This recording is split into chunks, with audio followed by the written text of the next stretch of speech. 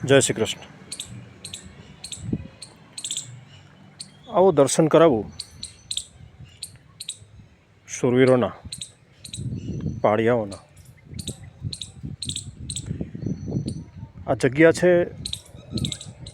વાસવડના ઉત્તર કાંઠે આવેલી નદી, અને નદીના કાંઠા પર લગભગ 1.5 કિલોમીટરની લંબાઈમાં અલગ અલગ જગ્યાએ પાળિયાઓ ઊભા છે.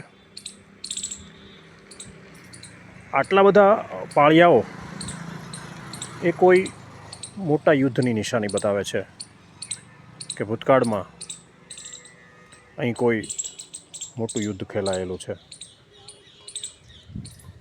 પછી એ ગામ બચાવવા માટેનું યુદ્ધ હોય કે ગાયો બચાવવા માટેનું યુદ્ધ હોય, શૂરવીરો દરેક યુદ્ધમાં શૂરવીરતા સાથે લડતા હોય છે, અને એમના જ પાળિયા હોય છે.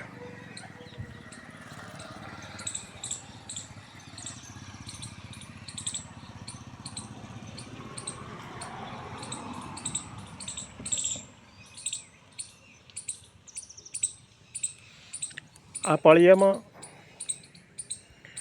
ભરવાડ શબ્દ સ્પષ્ટ વંચાય છે, એટલે કે માલધારી સમાજનો આ પાળિયો છે એવું સાબિત થાય છે. એની બાજુના પાળિયામાં અશ્વારૂઢ તલવાર લઈને રણખેલતો યોદ્ધો છે, પણ એમાં કંઈ ખાસ વાંચી શકાતું નથી.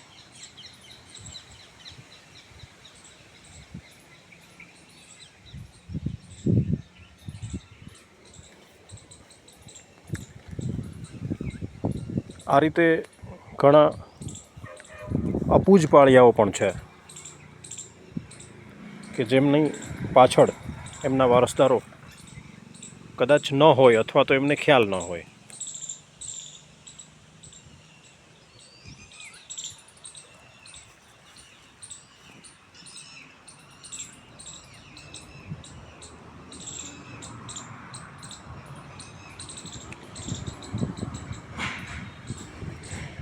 આ ડેરી છે,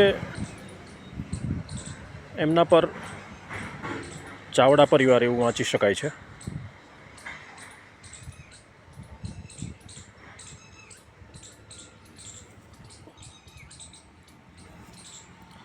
ઘણા પાળિયાઓ લાંબા સમયને કારણે આડા પડી ગયા હોય એવું પણ છે.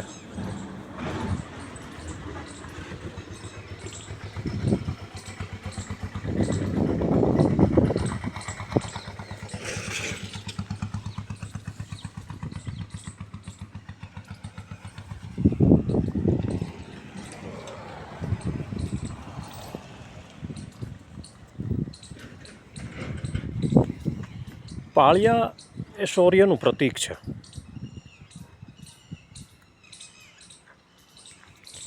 અને શૂરવીર હોય એના જ પાળિયા હોય છે. પછી તે ગમે તે સમાજના હોય, પણ જેમણે કાંઈ બલિદાન આપ્યા છે એ શૂરવીરોને વંદન કરવા જોઈએ.